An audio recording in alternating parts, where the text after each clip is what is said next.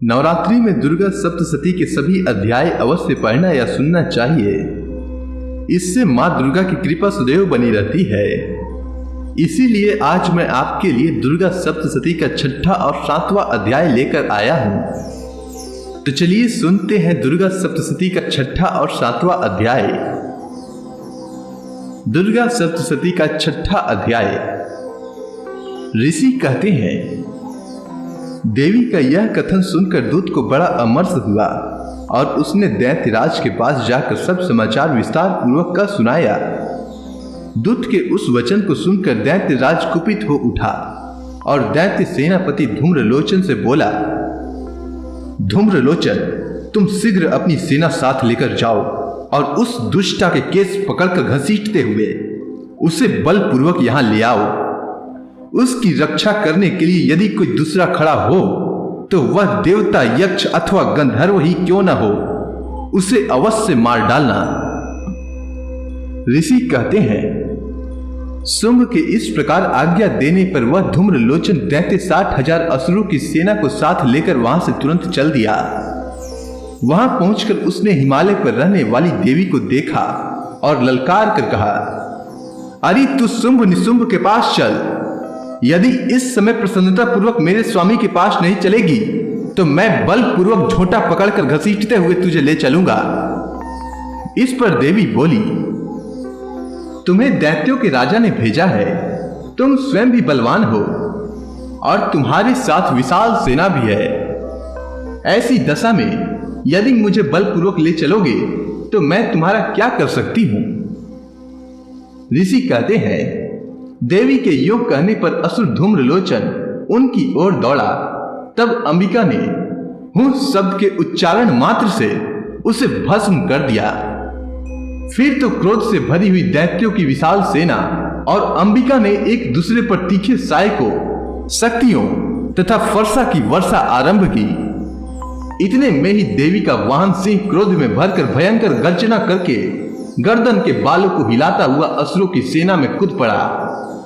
उसने कुछ दैत्यों को पंजों की मार से, कितनों को अपने जबड़ों से और कितने ही महादैत्यों को पटककर ओठ की डालों से घायल करके मार डाला।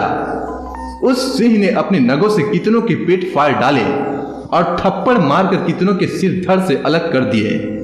कितनों की भुजाएं और मस्तक काट डाले तथा अपनी गर्दन के बाल हिलाते हुए उसने दूसरे दैत्यों के पेट फाड़कर उनका रक्त चूस लिया।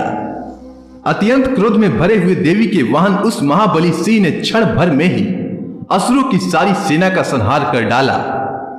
शुंभ ने जब सुना कि देवी ने धूम्रलोचन असुर को मार डाला तथा उसके सिंह ने सारी सेना का सफाया कर डाला, तब उस दैत्यराज को बड़ा क्रोध हुआ।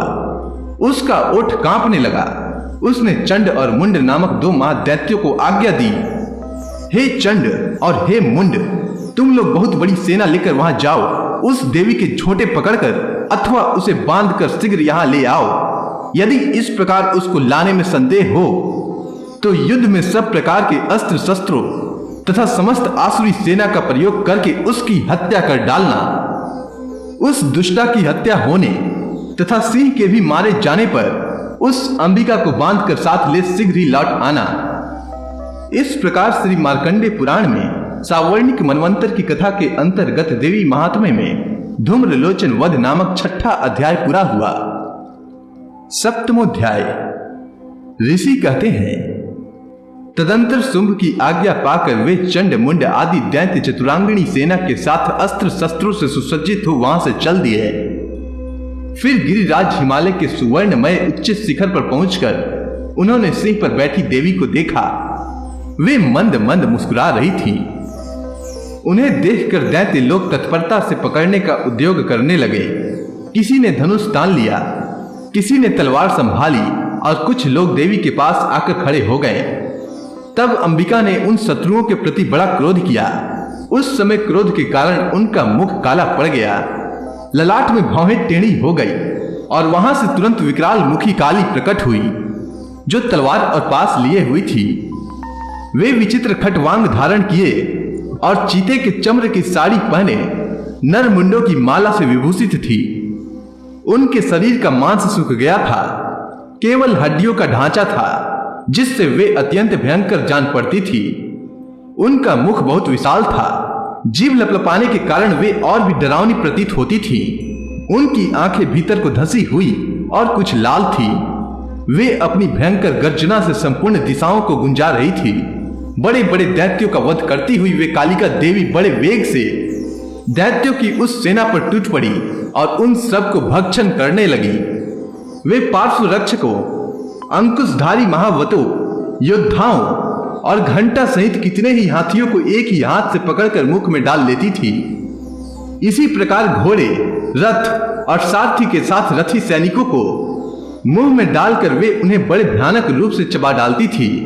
किसी के बाल पकड़ लेती, किसी का गला दबा देती, किसी को पैरों से कुचल डालती और किसी को छाती के छक्के से गिराकर मार डालती थी। काली ने बलवान एवं दुरात्मा दैत्यों की वह सारी सेना को रौंद डाली, खा डाली और कितनों को मार भगाया। कोई तलवार के घाट उतारे गए, कोई घटवांग से पीटे गए और कितने ही असुर दांतों के अग्रभाग से कुचले जाकर मृत्यु को प्राप्त हुए। इस प्रकार देवी ने असुरों की उस सारी सेना को क्षण भर में मार गिराया। यह देख चंड उन अत्यंत भयानक काली देवी की ओर दौड़ा तथा महादैत्य मुंड ने भी अत्यंत भयंकर नेत्रों वाली देवी को आच्छादित कर दिया। वे अनेकों चक्र देवी के मुख में समाते हुए ऐसे जान पड़े मानो सूर्य के बहुतेरे मंडल बादलों के उदर में प्रवेश कर रहे हो। तब भयंकर गर्जना करने वाली काली ने अत्यंत रोष में भरकर विकट अट्टहास किया। उस समय उनके विकराल वदन के भीतर कठिनता से देखे जा सकने वाले दांतों की प्रभा से वे अत्यंत उज्जवल दिखाई देती थी। देवी ने बहुत बड़ी तलवार हाथ में ले हंक का उच्चारण करके चंड पर धावा किया और उसके केस पकड़कर उसी तलवार से उसका मस्तक काट डाला। चंड को मारा गया देखकर मुंड ने भी देवी की ओर दौड़ा। तब देवी ने रोष में भरकर उसे भी तलवार से घायल करके धरती पर सुला दिया। महापराक्रमी चंड और मुंड को मारा गया देख मरने से बची हुई बाकी सेना भय से व्याकुल हो चारों ओर भाग गई।